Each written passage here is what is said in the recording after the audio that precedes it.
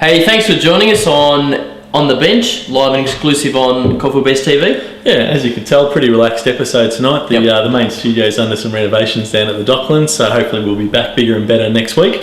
For tonight, pretty easy episode. Yep. Bit of footage from the Black Rock versus Caulfield game, and of course some sneaky little camera work from the 80s night last week. Some super moves from Super Dan. So let's get straight into it. So we join the action at Princess Park with Chunky getting straight in the action there with a brilliant smother from a kick and goes down. Robbie takes a hit and Chunky here trying to punch that ball out. Sadly, his fist was about a good 30 centimetres from the ball and not happy with the umpire. He looks like he is down for the count, but pleased to report he did make a full recovery. Now, a nice little passage of play here with Big Toddy there, handballing over across to CJ, and CJ looks up and sees SS, now known as Lazarus, who did end up in the back of an ambulance on this game, but we're pleased to report that everything did end up okay. Now, some lovely ducking and weaving here, and a big pass into Chunky. Now, over to you, Willow. Let's see if Fernando can actually make his presence felt if he runs in off the square. He says he's got the body for it, but I haven't seen him do it in his 52 games of football for the Caulfield Footy Club. Here he goes. No, he's just dawdling. Once again, dawdling. And play's been scrambled up to the half-forward flank for Caulfield. Bardos, the unit. He's running the other way. He's now running the other way. Sean, is that, do you see who I see over by the boundary line? I do. And he's wearing some sort of footwear that he's not paying any attention. I think he's still talking about his European conquests. That shouldn't take long. Joffa! You're back! Good to have you back, Joff. Roddy Bradshaw brings it back. Campbell! No, good. Shambles, that's surely in the back. The crowd favourite, Shambles. You'll have a shot. Go on, give him one. I think he said it's about time, umpire. He's giving one. He doesn't mind a bit of a scuffle, Shambles. All 127 kilos. He's about 8.5 metres out, but I reckon he might not make the distance here, Hewler. Just run a form line through this, will you? Well, I actually wasn't at training all week, so I'm not too sure how he's travelling. I've seen him all season. He hasn't looked the goods, but I reckon he might come through here. Come on, Shambles. He's kicked it. He's kicked that goal. Shambles. That's inspiring football by Shane Shambles Campbell. Well, some good commentary work there by Willow. Looks like we've finally found a use for him down at the club because God knows he never gets a game due to injury. Hopeless. He's bloody hopeless. But what else happened around the club, Steve? Well, last week, was it the week before? It's been a while. Last week. We had the 80s night down at Koonang Park, Big down night. at the juniors. Big night. There was some Very rare fashions. Yeah, Chops Looks Apart came in. It obviously put a lot of work into getting ready. Yes, but didn't actually realise it was an 80s night. Just come in his normal attire and he actually took out first prize best dress. Exactly right. So let's have a sneak look Chops. at. Yeah, it's all right. Let's have a sneaky look at just what happened last week.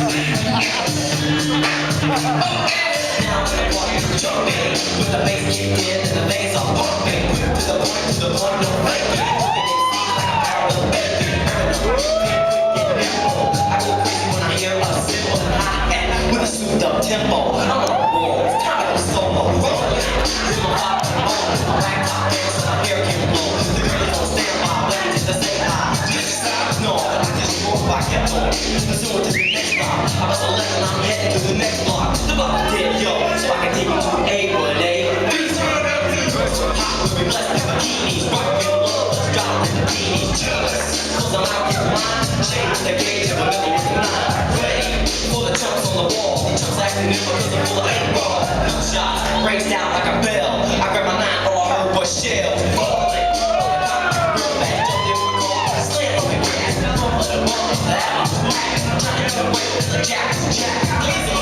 You know what I mean? They got me up, we running on the dopamine. If it was a problem, yo, I swore, baby. They got the hook on my DJ boss.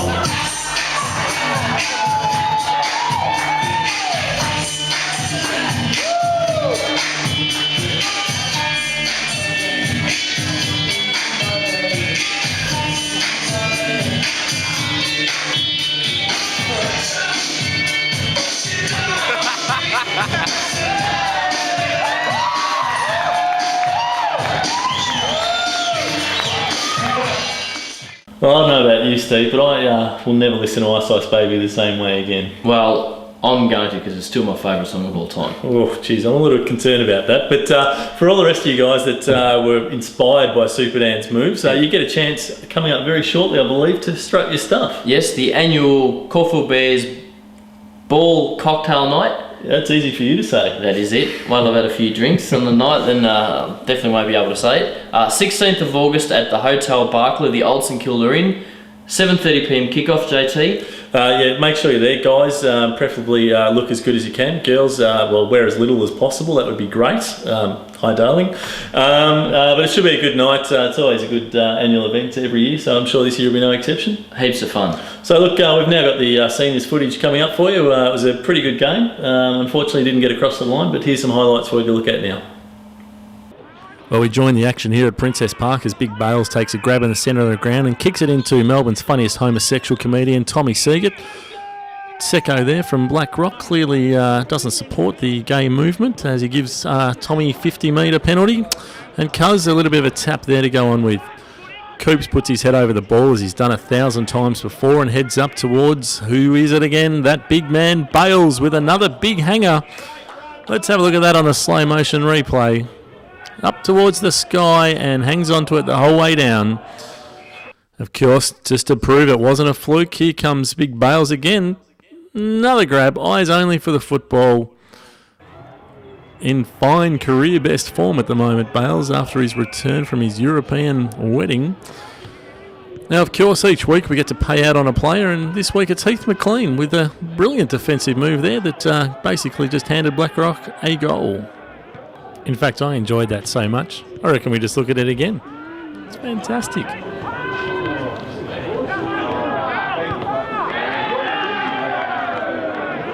Paco decides to play on out of the back line, gets pinged and on free kick in front of goal for Black Rock.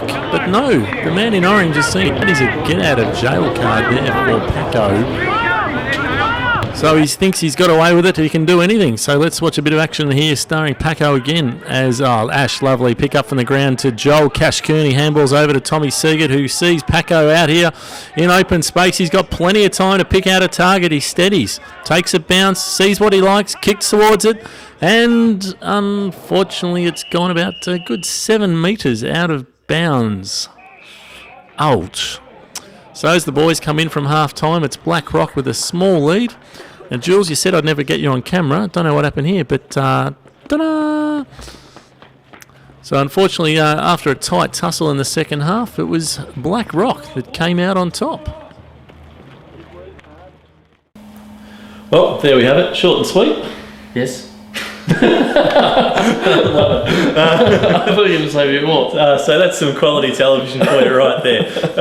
Look, we've had up to about 1,000 hits on YouTube to date, which is great. Unfortunately, we've only had about 4 pieces of feedback though. So, Steve, I believe 2 of those are you talking yourself up as well. So I reckon it's about time someone gave us some real feedback. That'd be great.